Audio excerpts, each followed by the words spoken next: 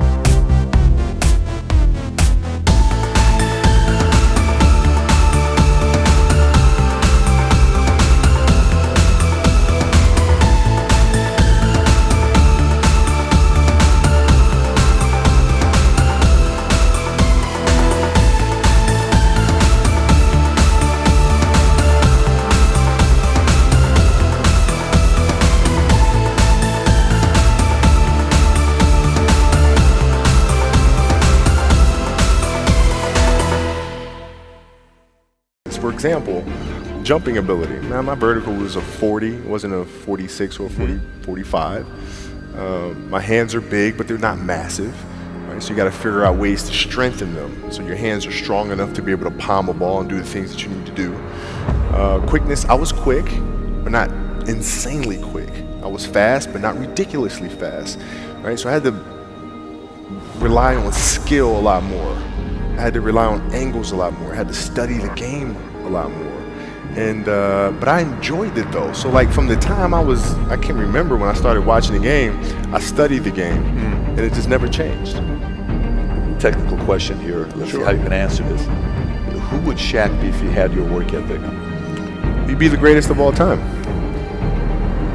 If Shaq had your work ethic, he'd be the greatest of all time. Greatest of all time by a mile. Sure. He'd be the first to tell you that, for sure. I mean, this guy was a force like I have never seen. I mean, it was crazy.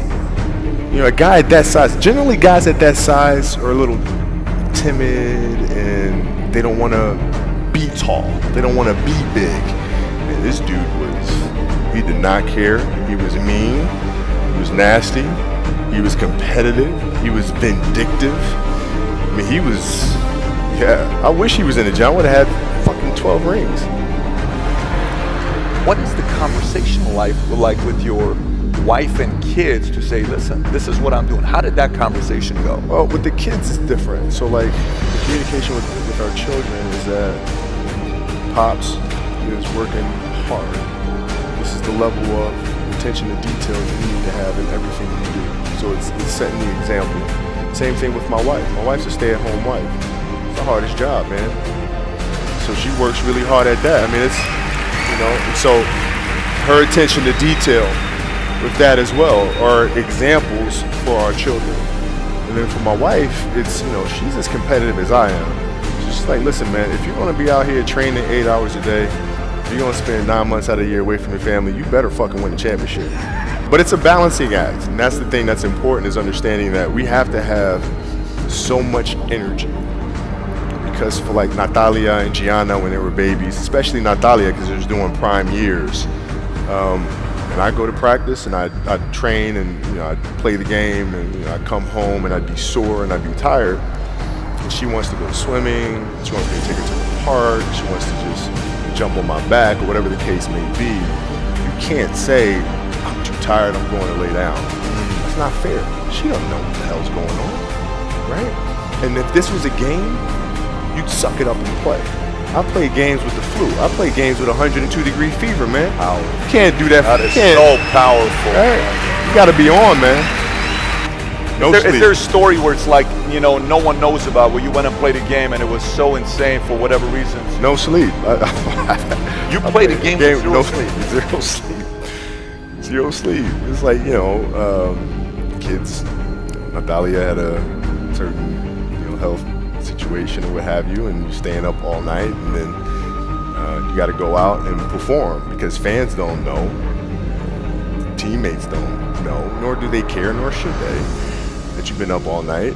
You got to perform, right? And so you just got to go to work, man. We got a lot of people paying their hard-earned money to come watch you perform. It's your job to be in shape. It's your job to be strong enough to perform at that level every single night. And as a competitor, I'm not ducking shit. Like, it's not, oh my God, my back hurts, I'm sore, we got to play Vince Carter and Toronto Raptors tonight. We actually had this happen. We had a game against Toronto in 2000, and Vince was tearing the league up. My back was jacked. Like, the perception of that, like, what? Kobe's missing the game against Toronto, Vince Carter, because, man, my back was really spasming. But people will be like, what? Oh, he's ducking Vince. Excuse me? No, I don't think so. So I would be in the layup line like, okay, there's a lot of days where, you know, you can rest and recover. Today ain't one of them. Your back can bother you any other day. That shit ain't bothering me today. He gonna have to see me today. Yeah. Oh man. Yeah. You're playing against the Golden State Warriors. Score is 107-109. You guys are close to getting into the playoffs.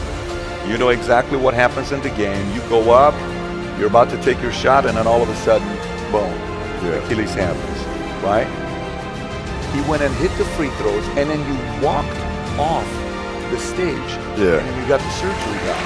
How the hell do you tolerate that kind of pain? You know, I use this. I tell this example, and I think this is the best way to explain it.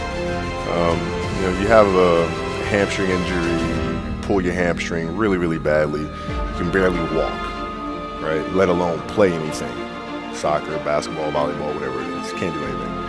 Doctor tells you go home, sit up on the couch, rest your hammy, right? Stay off of it. Don't get up. No sudden movements. You're at home. All of a sudden, a fire breaks out in the home. Right? Your kids are upstairs. You know, wife is wherever she may be. You know, shit's going down. Right? I'm willing to bet that you're going to forget about your hamstring. You're going to sprint upstairs. You're going to grab your kids. You know, make sure your wife's good. You're getting out of that house. Right? Hamstring be damned. You're not going to feel your hamstring. Right? And the reason is because the lives of your family are more important than the injury of your hamstring. And so when the game is more important than the injury itself, you don't feel that damn injury. Not at that time. If I went in the trainer's room, my kids are in there, and, you know, they're looking at you and stuff, and I'm looking at them, and I'm like, you know, it's all right. Dad's going to be all right. It'll be fine. It'll be all right. It'll be all right. It'll be all right. As a parent, you got to set the example. You got to set the example. This is another obstacle. This obstacle cannot define me. It's not going to cripple me. It's not going to be responsible for me stepping away for the game that I love. I'm going to step away on my own terms. And that's when the decision was made that, you know what? I'm doing it. I'm doing it. As parents, you got to lead by example. If you want your kids to do whatever it is they want to accomplish in life, you have to show them. You can't. You got to show them. And that's what I tried to do.